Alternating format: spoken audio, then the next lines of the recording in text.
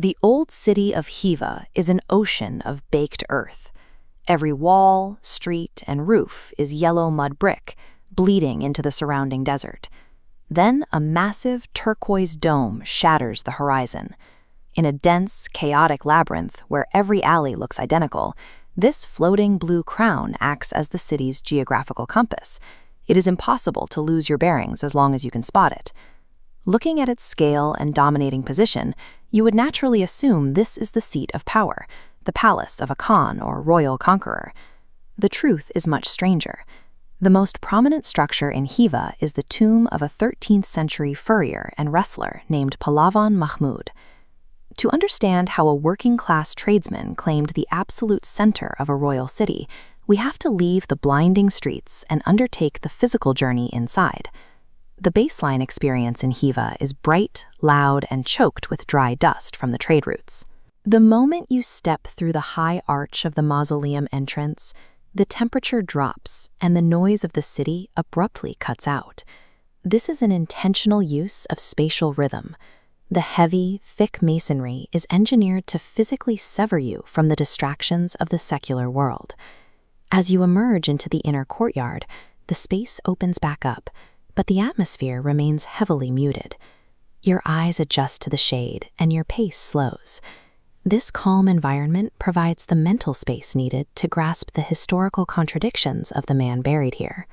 This diagram breaks down his multifaceted identity. He possessed legendary physical strength as an undefeated wrestler and worked a trade as a furrier, but he was simultaneously a highly educated Sufi philosopher and poet. Because he worked with his hands, the local peasantry claimed him as their own. Because of his sharp intellect and spiritual authority, the ruling elite were forced to defer. As a result, he was politically untouchable.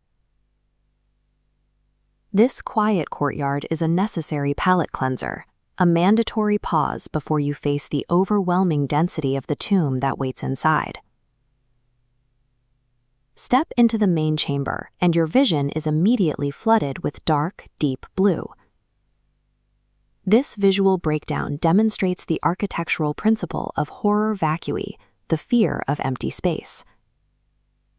The craftsmen have covered absolutely every inch of the interior in glazed majolica tile. These walls feature 3 layers.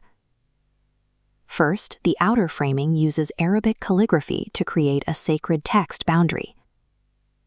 Beneath that, a rigid geometric grid acts as a skeleton, symbolizing the cosmos's infinite order. Finally, organic floral vines fill the remaining gaps, injecting life and movement. Because the natural light entering the dark tomb is so limited, it bounces across the curved glazed surfaces. The entire room feels like it is generating its own reflection. But this diagram of the space reveals a sharp irony.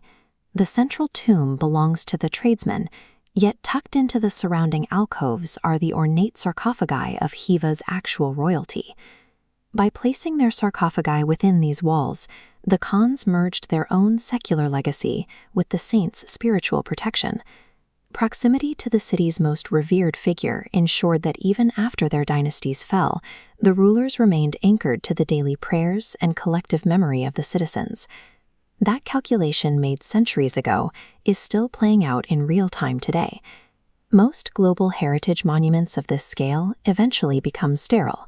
They are preserved behind ropes, acting as mere backdrops for passing tourist groups. But here, you constantly see Khiva's actual residents coming to pray, seek blessings, and draw water from the courtyard well. These visitation guidelines reflect the space's active religious function. Visitors naturally drop their voices to a whisper, maintain a respectful distance, and treat the architecture as a living sanctuary.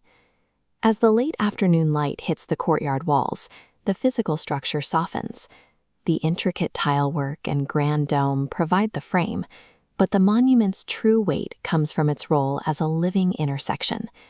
In this single, unbroken space, the ambitions of dead kings and the daily prayers of the living are held together by the memory of a 13th century furrier.